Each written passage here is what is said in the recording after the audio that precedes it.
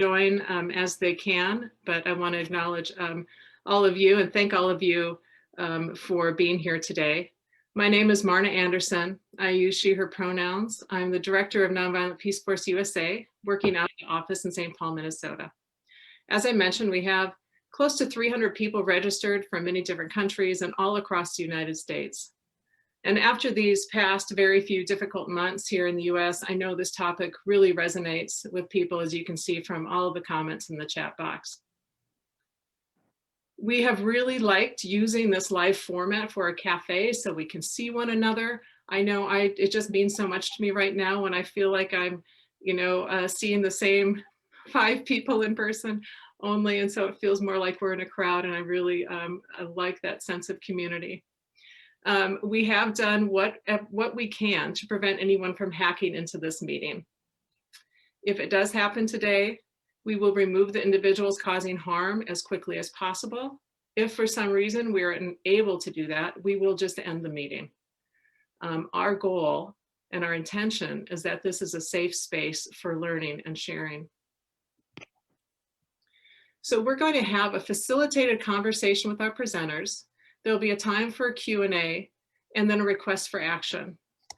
As we conclude, you'll also be directed to a survey, and we ask that you fill that out so we know how we can improve on these cafes. We had such a wonderful experience doing them in 2020, and we'd like to continue them this year, but would love your input into that. Everyone will be on mute during the presentation. You can put your questions in the chat box, and we'll try to get as many of them as possible. We'd also like to acknowledge that Tiffany Eastholm, NP's Executive Director, will be joining on this call. So if you have a specific question you'd like her to address, please include that in your comments.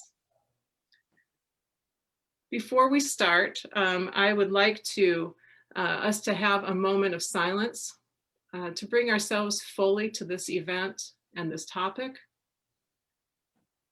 to prepare ourselves to listen deeply with open hearts and open minds.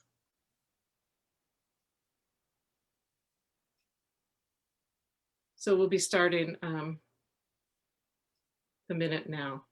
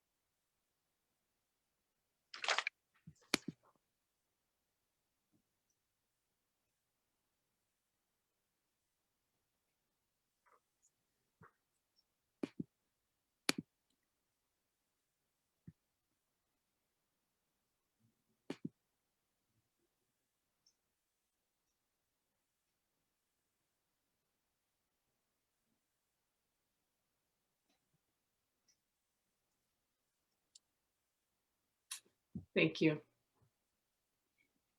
Well, I am really excited to introduce you to our facilitator today, Kailian Mendoza. Kailian is a new member of the Nonviolent Peaceforce staff, serving in the role of Director of US Programs. He uses he, him pronouns, is a queer, hard-of-hearing Filipino-American and human rights activist who has been engaged in nonviolent civil resistance for the past 2 decades. He's the co-founder of Across Frontlines, an organization that works alongside frontline human rights defenders to keep their communities safe from state and non-state actor violence. You can read more about Kailian and our 2 additional amazing new US program staff on our website. I was introduced to Kailian last fall by a local funder and was immediately blown away by the work he and his team are doing. And I knew we needed to learn from his experiences and his knowledge. So when he expressed interest in this leadership role, it really felt to me like the stars had aligned for Nonviolent Peaceforce. With Kailian leading our work here and all of you supporting it, I feel really confident that Nonviolent Peaceforce can have a big impact here in the US as we rethink security, we reimagine how nonviolence can be used in this country. So Kylian, thank you so much for facilitating today's conversation. And thank you for stepping into this important role. Thank you so much, Marna, and thank you all for being present for this amazing Nonviolence Cafe. I'm very honored to introduce our two speakers, Rocky Amboga.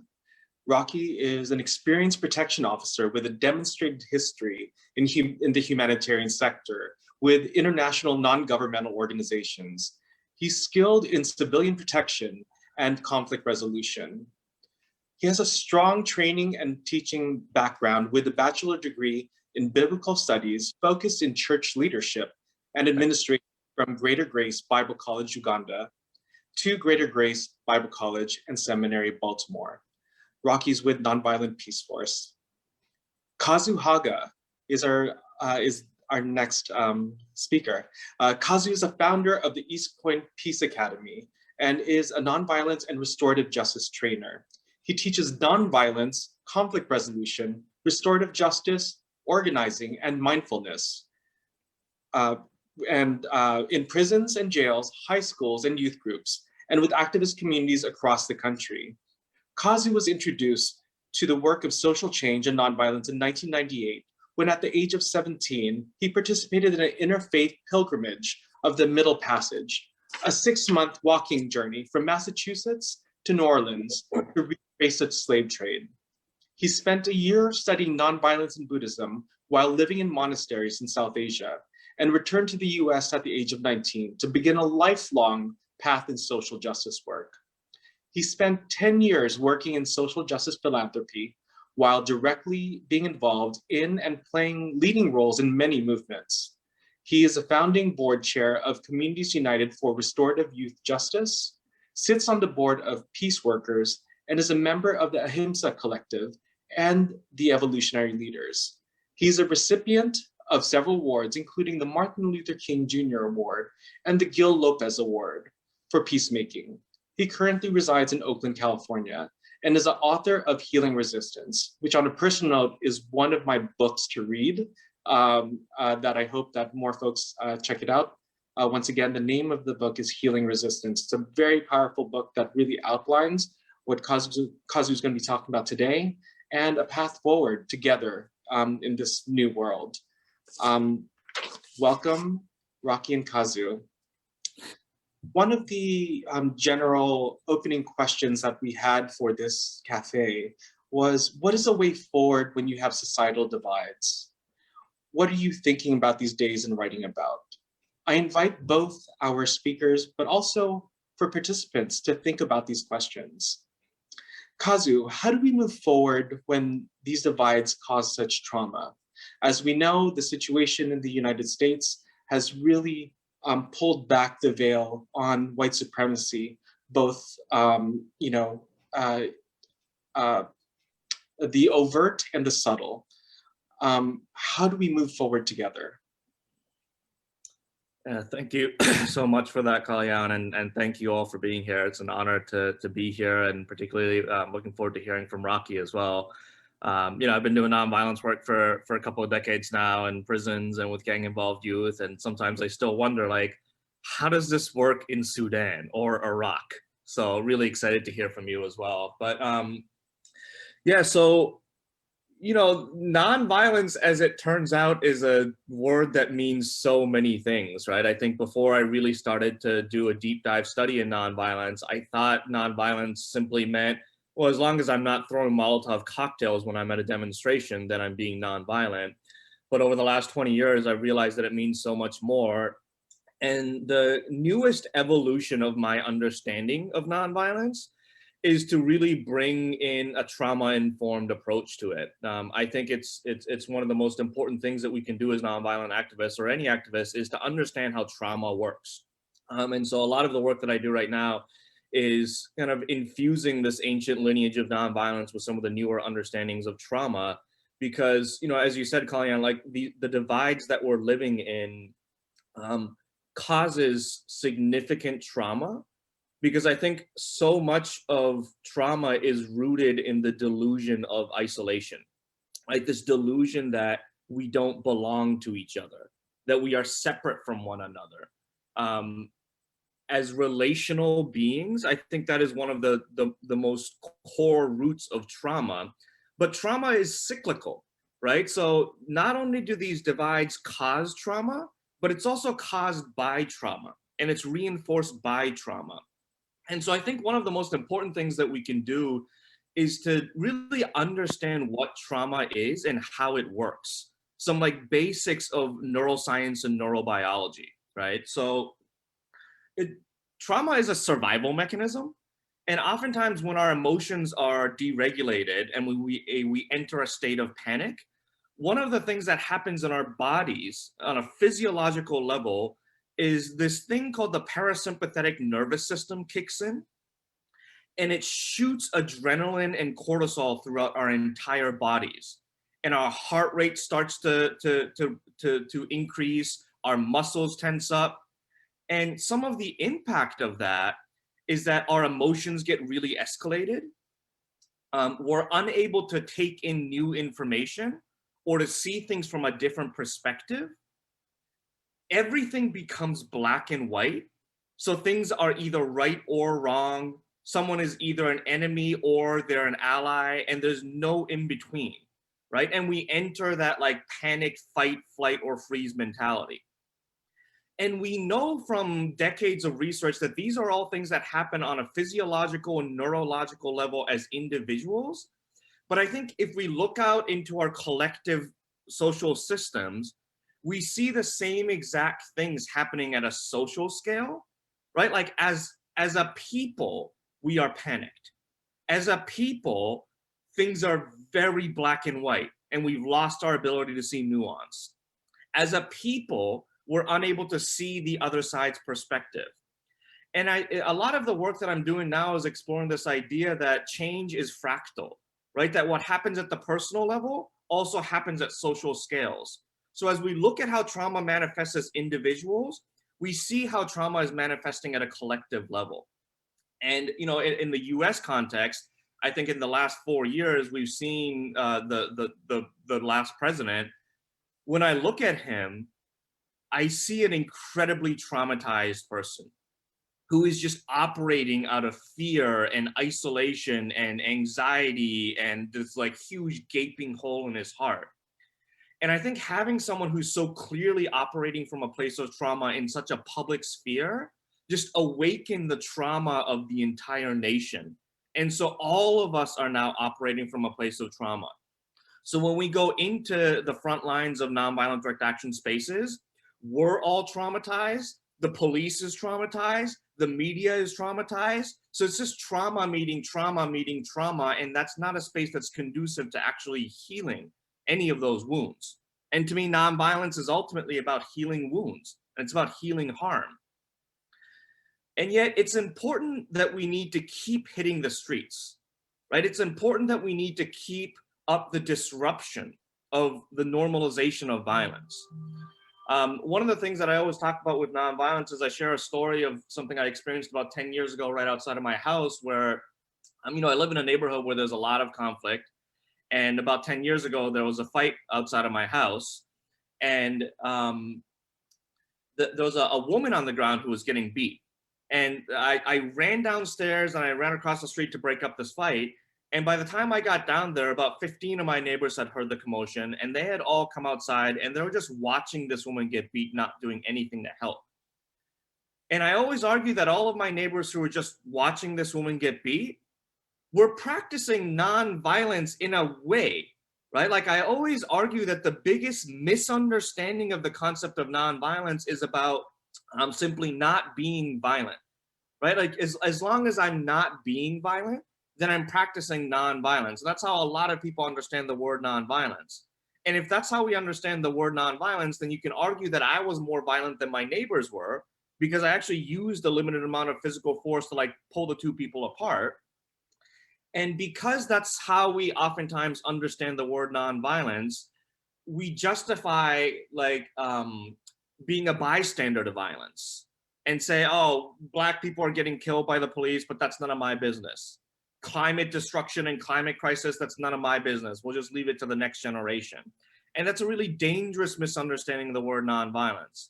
When for me, nonviolence has always been about stepping into an environment of violence and injustice and disturbing that reality and disturbing the fact that we normalize and accept violence. And so we need to keep disturbing the normalization of violence. We need to keep disturbing complacency.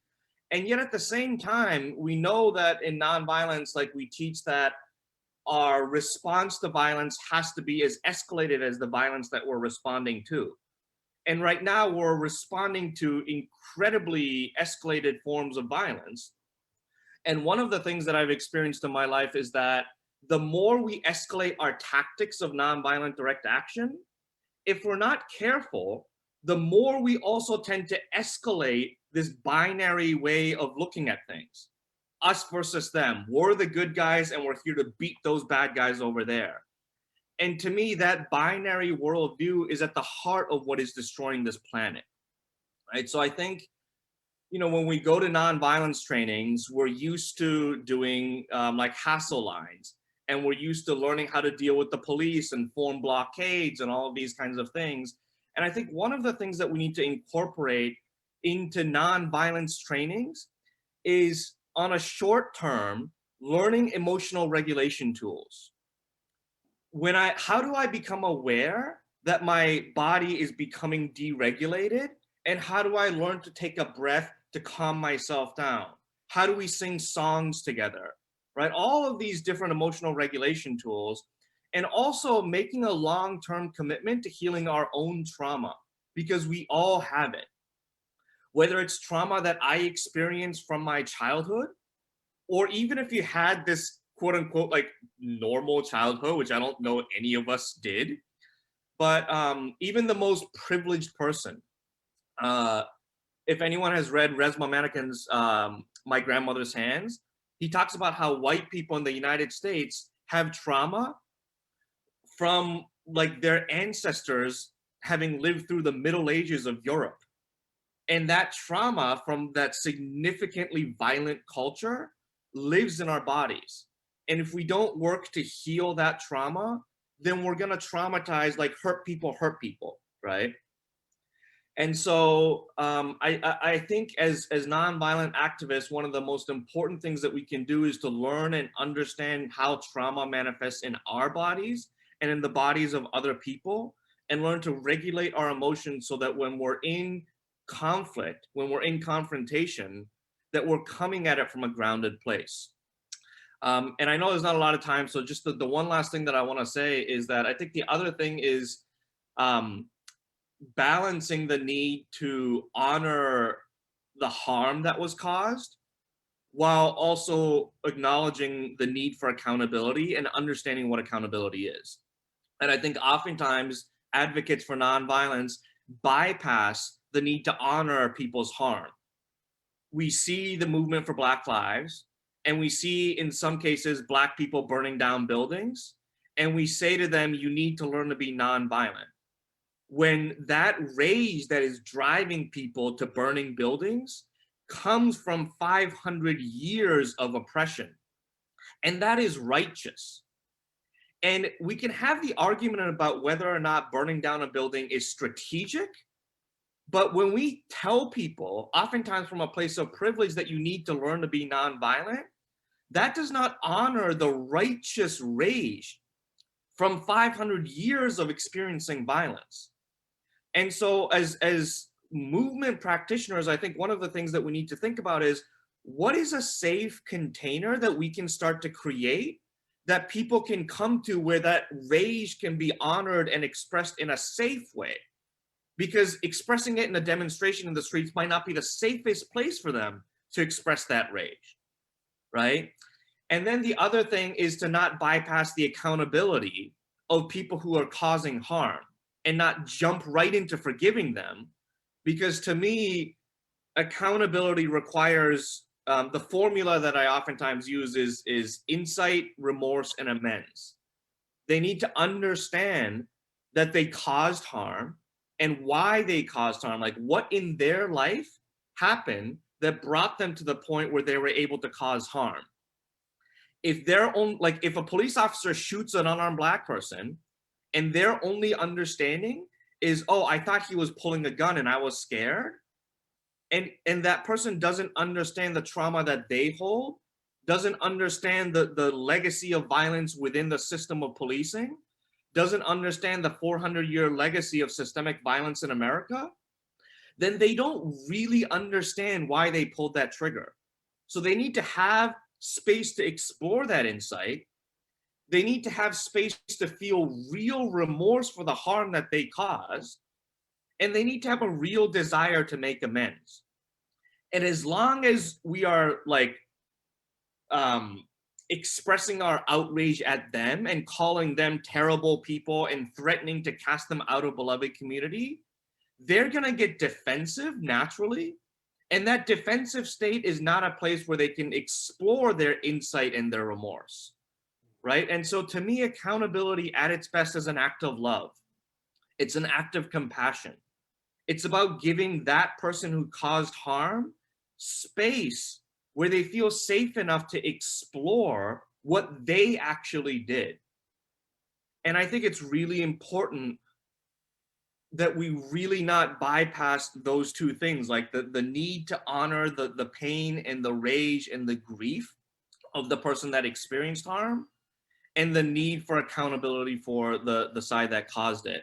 And I also see in the comments, the parasympathetic nervous system is the part of our nervous system that regulates and slows us down. And the sympathetic nervous system is the one that shoots adrenaline and cortisol in our system. So thank you for that, Rachel. So yeah, obviously lots more that I can say, but I know we're short on time. And so I'll pause here for now and come back during Q&A. So thank you all. Thank you so much, Kazu. Actually, I did have, we have one submitted question that follows what you're talking about in terms of accountability and how do we build and how do we see the humanity in others. The question is, how do we maintain our integrity and ethics while trying to connect with people whose ideas we find abhorrent, dangerous, outrageous, like white supremacists, QAnon adherents, etc.? Yeah, thank you for that. Not easy work, of course. I think part of it is like doing our own work, right? Healing our own trauma so that we can begin to see more and more nuance and finding communities of real belonging. I think the more that we begin to feel like we truly belong, like no matter how much harm I caused, there will always be a space for me in beloved community. And I think the more we can deepen into that knowing for ourselves, the more we can extend that to others. But also like these things, like nonviolence is a muscle and we need to work it out like anything else. One of the nonviolent practices that I do is I listen to a lot of conservative podcasts, not to look for holes in their argument so that I can prove them wrong, but to begin to, like, I don't even have to agree with them, but at least to begin to understand their perspective and to think about, like, why do they believe the things that they do, right? I don't need to agree with them to try to understand their perspective.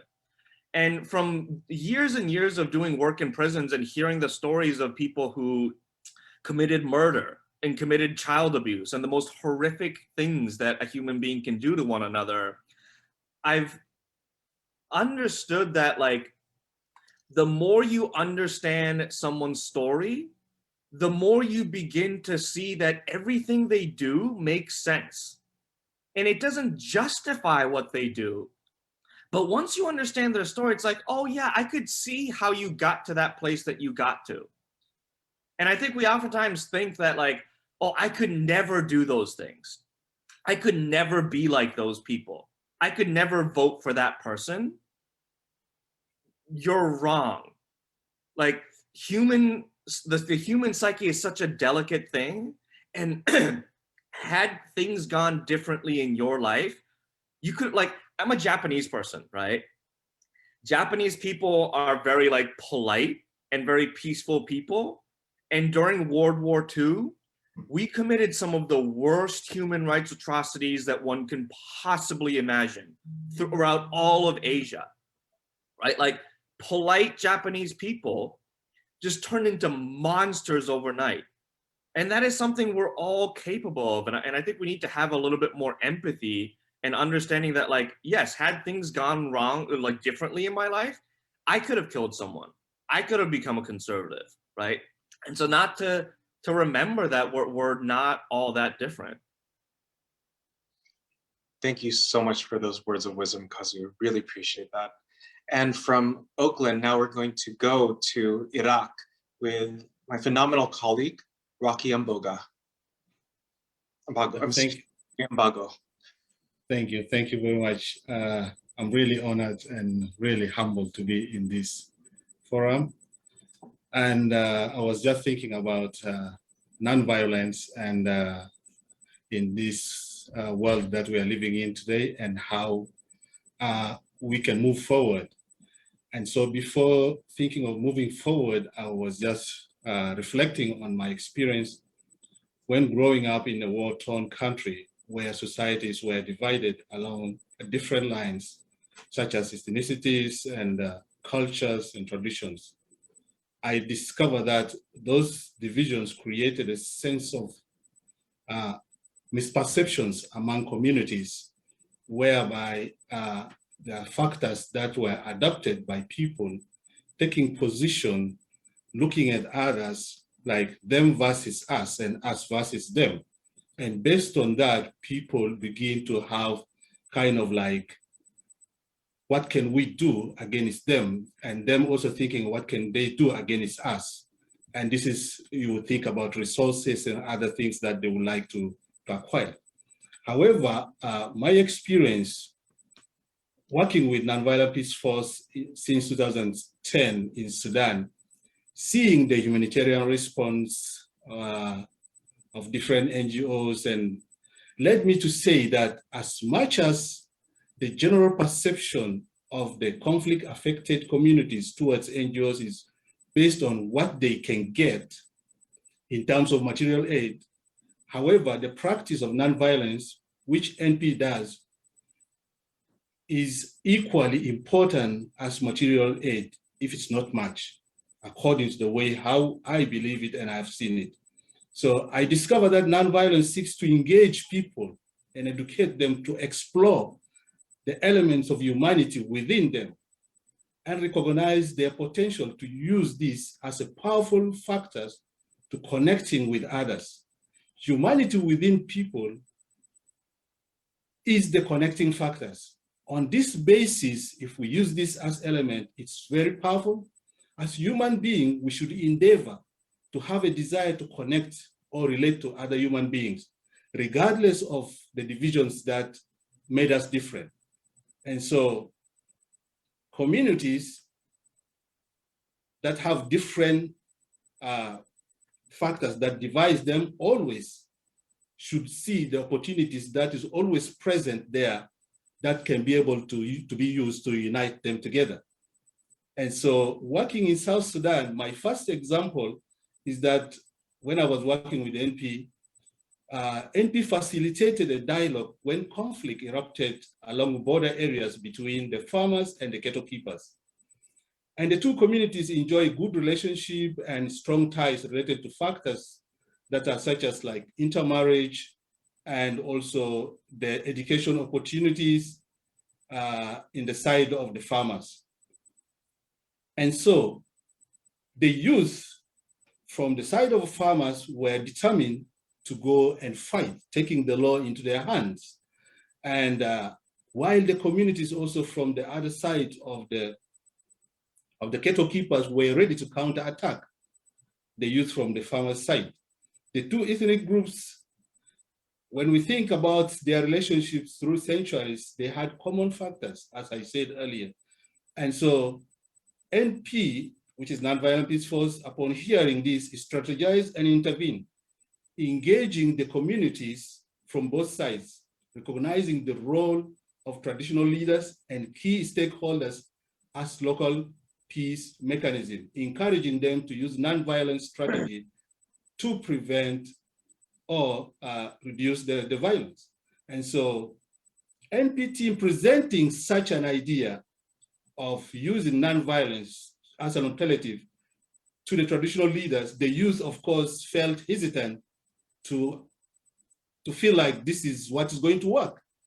And the traditional leaders were confronted by the reality whereby they have to compare and they have to evaluate, seeing whether we take the law in our hands and incite the youth to go and fight, whereby there is repercussion, or we use these alternatives and see how it will work.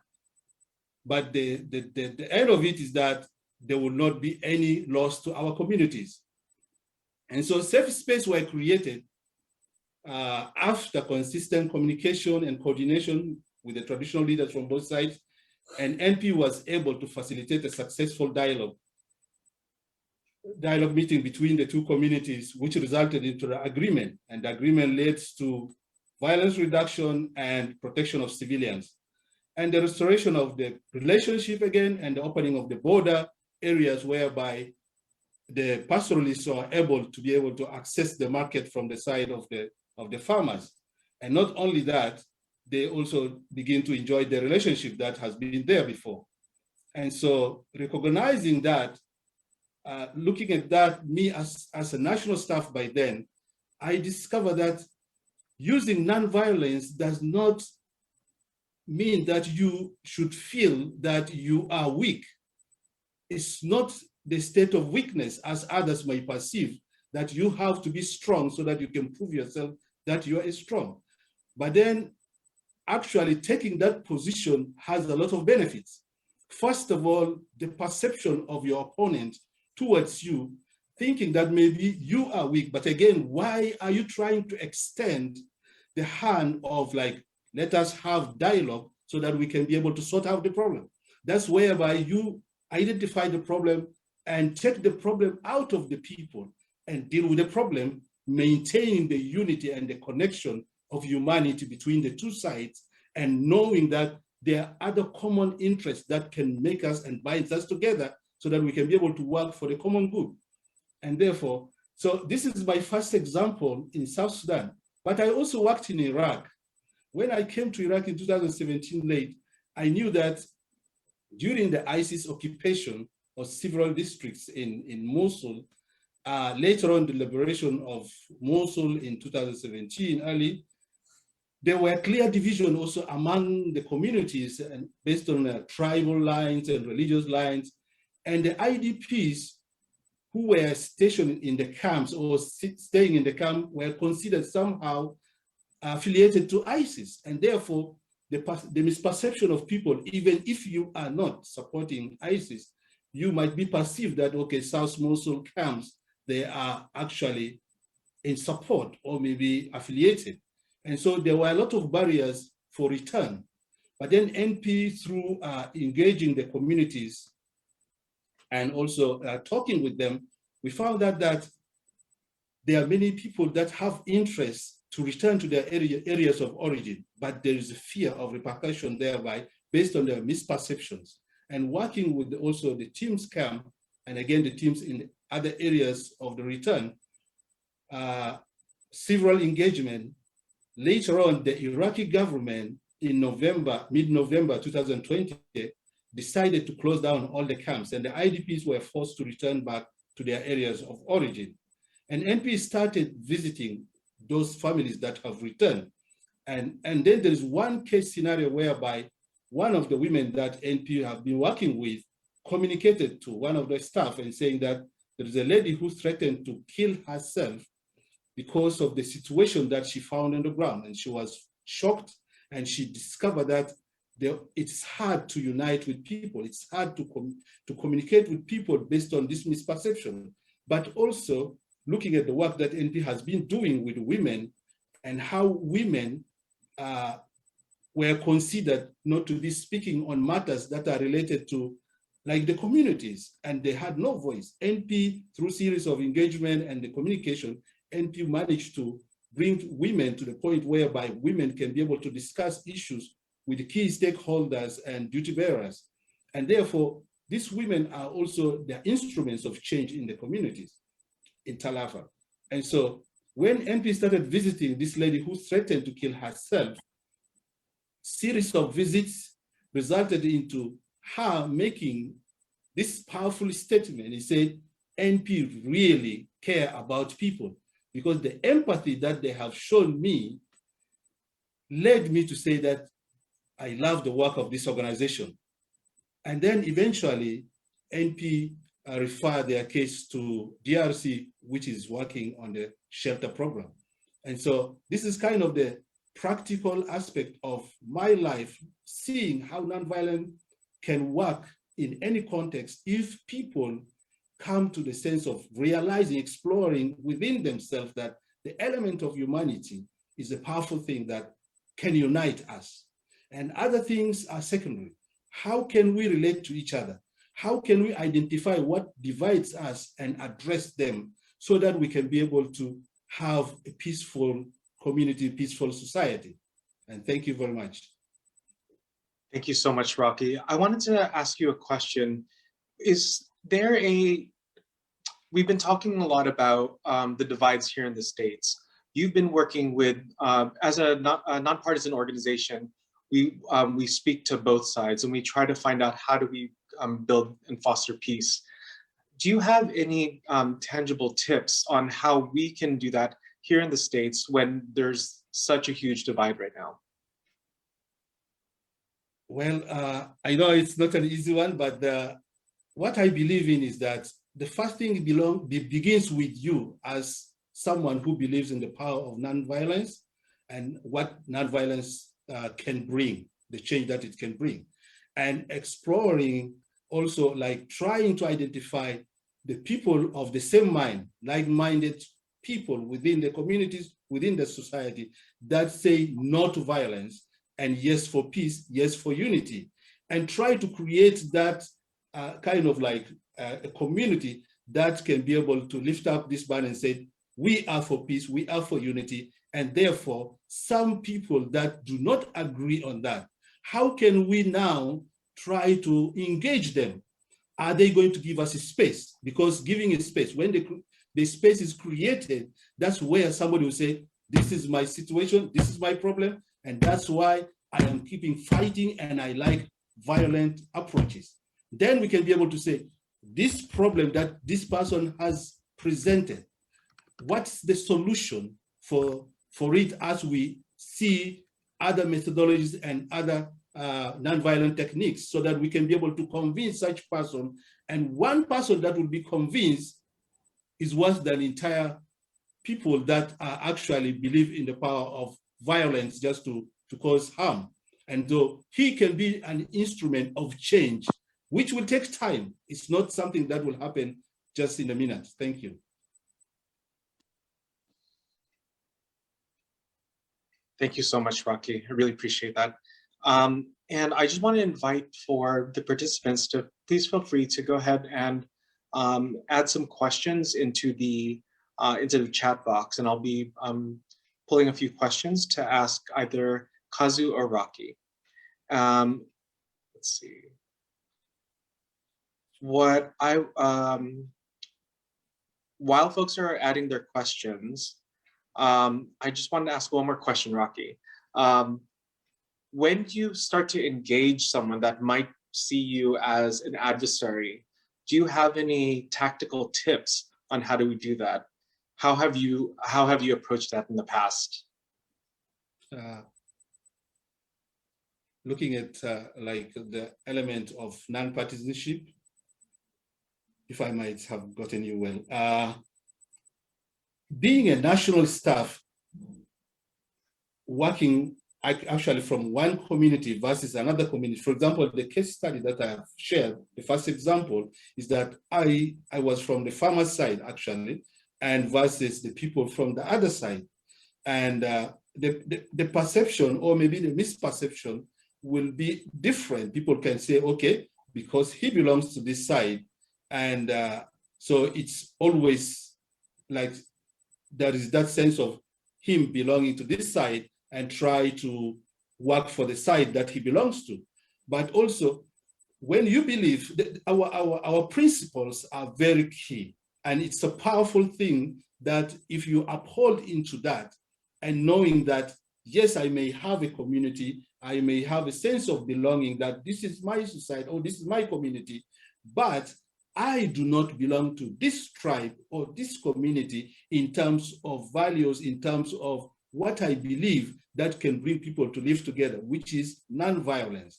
And therefore, when you uphold that and use that as a tool, people can be able to recognize and know that indeed what he believes is what he speaks and it's what he does. Yeah, thank you. Thank you so much, Rocky. There are some really great questions in the chat box, and then once again, I invite folks to add onto that. I think I'd like to direct this question to Kazu.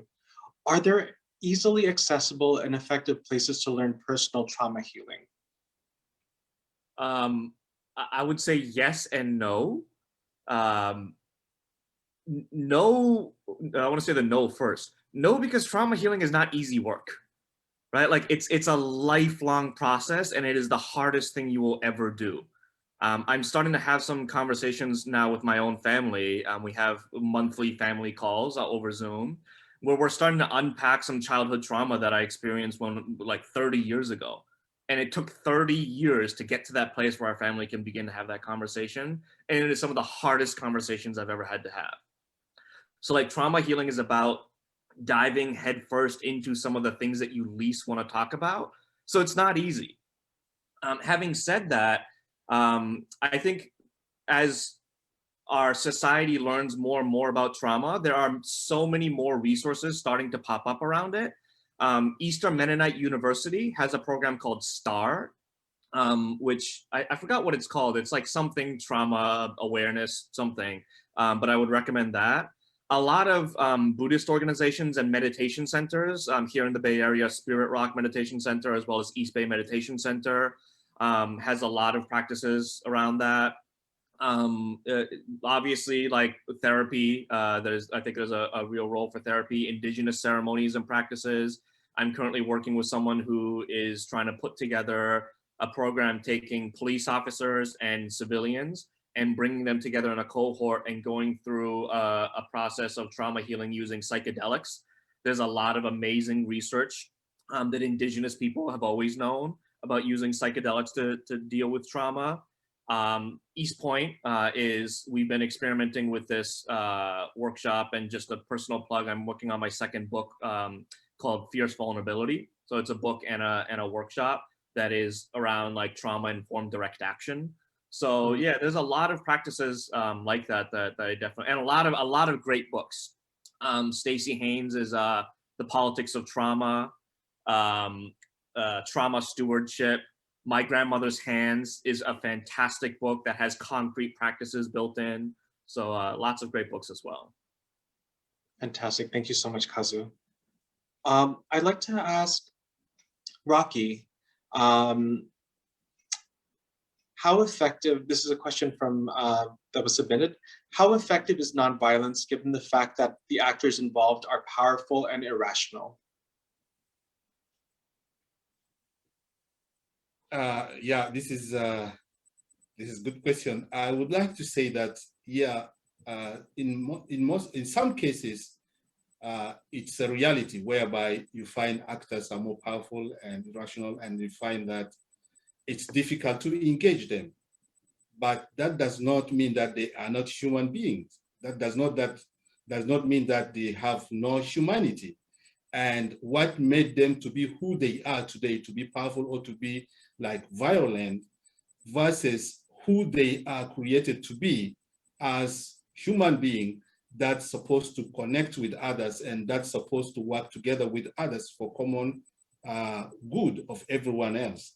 And so discovering that, and it's just about how would they give opportunity or a space that whoever would like to engage with them can be able to find a way of talking to them. They may have a strong reason, strong belief that this is my stand, but now you are looking from one perspective. What about the perspective of the other side, of the other person? They also equally as right have rights that you also have to respect and give them opportunity to use it. And so looking at these two sides as a common ground for us to be able to come together and say, let's talk, let's have dialogue, gives opportunity for people to realize themselves and the things that they are doing that harms others, sometimes because they intended, and sometimes they do it without intention, but because of trauma, as my colleague is saying. Thank you. Great, thank you so much, Rocky. And we have time for one more question. I'd like to direct this to Kazu. How can we persuade our community to disarm their police? And I know question. Yeah. I think a big part of it is like when we talk about defund police, like a lot of people who don't really understand the nuance of what that means just thinks that it means like we need to defund police and that's the end of it. I think we need to really prioritize showing people alternatives. So here in Oakland, an organization called the Anti-Police Terror Project has set up a non-police like hotline. And unfortunately, it's only open certain hours of the week, but when there's a mental health crisis, people can now call a different line and have mental health professionals kind of respond to that. Restorative justice practices that show people that there's a different way to respond to harm. Like community safety initiatives where like there's been a lot of anti-Asian hate crimes in Chinatown these days in Oakland. So communities are coming together and walking around the neighborhoods in the evening. So showing people that like a different way to do things, I think is the most important thing because all we know is policing. And so the idea of not having policing in a lot of people's minds means like chaos. And that's not what we mean. We need to show people that there's other ways to respond to harm. Great, thank you. And Kazu, Rocky, thank you both so much for sharing your lived experiences, your wisdom, and very tangible ways that we can keep our communities safe and really start building towards a better future together. I'd now like to introduce Suzanne, a supporter of Nonviolent Peaceforce, to speak with all of you. Thanks, Kalyan. I've just really enjoyed this conversation and delighted to be extending an invitation to you all to join NP or renew your support today. My husband and I have been enthusiastic donors for about 10 years. And in 2018, we were fortunate to be able to attend a good practices workshop in Nairobi, Kenya, where NP had invited UCP groups from all across sub-Saharan Africa to share their work and learn together. And what I was privileged to witness was clear evidence of NP's leadership in the emerging global movement for nonviolence. I mean, imagine being with 35 Rockies, all with their own stories to tell about the power of nonviolence to soften hearts and transform entire communities. For nearly 20 years, NP has been proving that nonviolence is the clear, pragmatic choice for protecting civilians, solving conflicts, and ending violence. And they proved it across cultures, continents, language groups, and religious groups, from South Sudan and Iraq to the Philippines, Myanmar, Guatemala, Standing Rock, and St. Paul. I'm guessing you feel it too, that we are at a pivotal moment in world history. The pandemic has brought the reality of our interconnectedness into high relief and has created a global demand for ways to live in harmony with each other and our planet. NP is uniquely positioned to respond to this moment. Their practical wisdom for a worldwide culture of peace is aligned with the present moment in exciting ways, and there couldn't be a better time for us to help them expand their reach. So many of you are already generous supporters, and please accept my thanks on behalf of NP for all you have done. If you are able to make an additional gift to strengthen NP's work in the US, that would be amazing. If you are not yet a supporter, I invite you to join me and consider making a gift today that is right for you. You have no idea how meaningful it is to the protectors in the field to know how many of us care deeply about them. And so a gift at any level means so much. You can even make your gift monthly if that's easier. A link to the donate page I know is in the chat box right now. Every gift really does truly count. Thank you so much. Thank you so much, Suzanne. And I'd like to thank all of you for being here, sharing space with all of us. I'd like to thank Kazu Haga and Rocky Ambago for sharing their stories. And I'd want to invite y'all to, for us hard of hearing and deaf folks, when we applause, we do this. So I'd love to invite y'all to give some love to all of our speakers today and to yourselves as we build a better tomorrow. Thank you all. We keep us safe.